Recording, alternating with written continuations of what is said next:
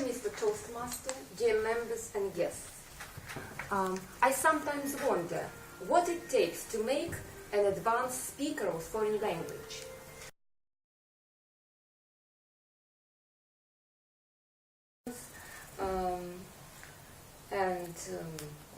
Collocations, yes, of course, and indeed idioms. Well, and idioms are a fascinating area of the language. I mean, look at this. Well, they very often employ a striking visual image, and it is based on a metaphor.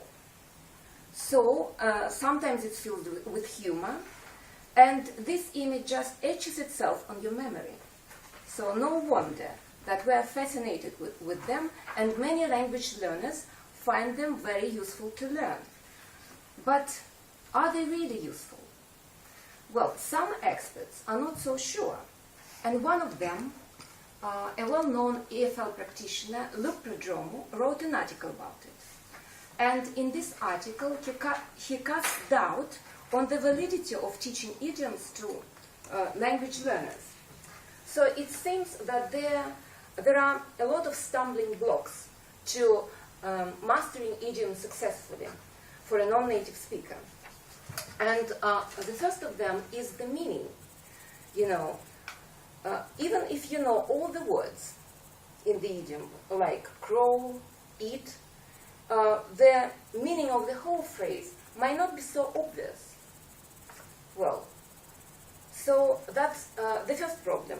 And when I was researching for this project, I came across this idiom: what's good for the goose is good for the gander.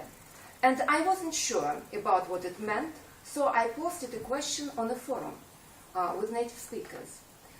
And surprisingly, they couldn't agree about the meaning, you know. They started an argument, and they completely forgot about politeness, so the forum moderator had to intervene.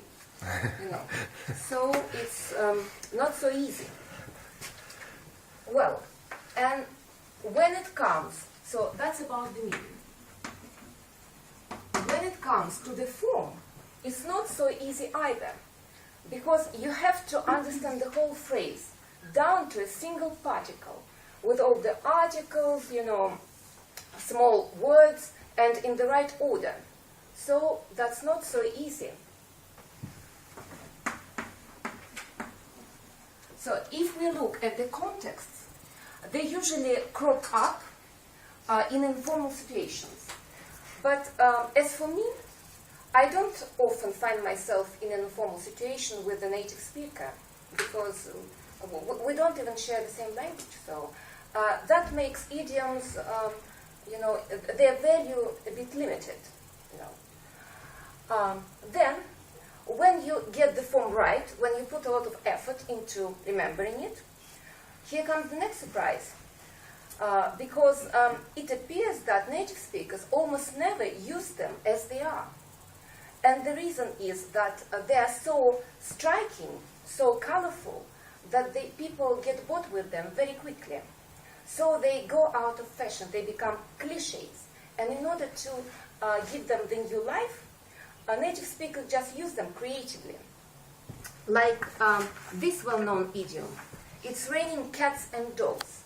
So the author cites an example when a native speaker says, it's raining kittens and puppies, when it was raining lightly.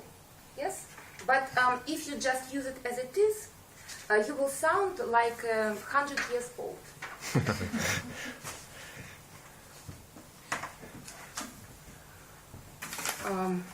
Well, now, if we look at the function of the idiom, it seems that they usually use them when they want to comment on someone's remark.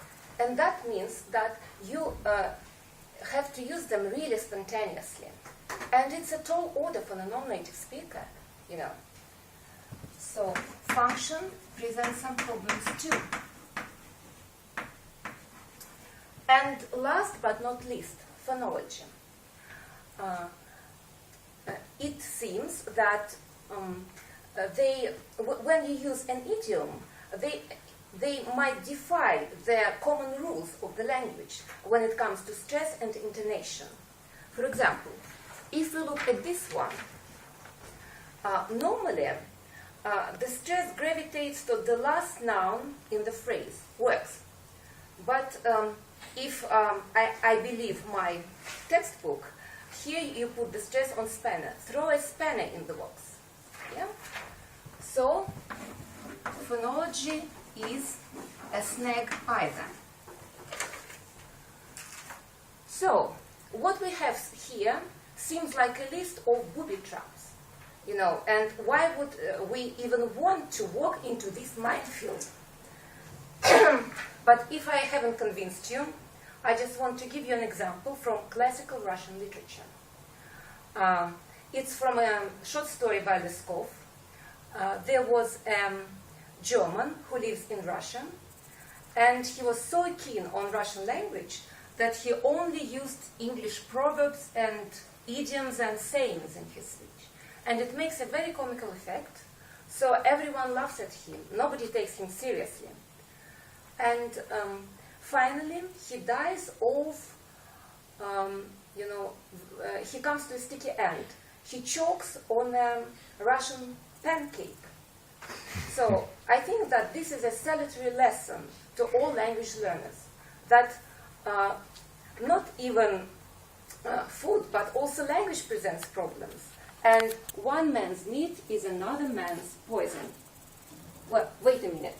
Have I just used a proverb? Well, I certainly don't practice what I preach, don't I? Sorry. Old habits die hard. Well, I'd better be going.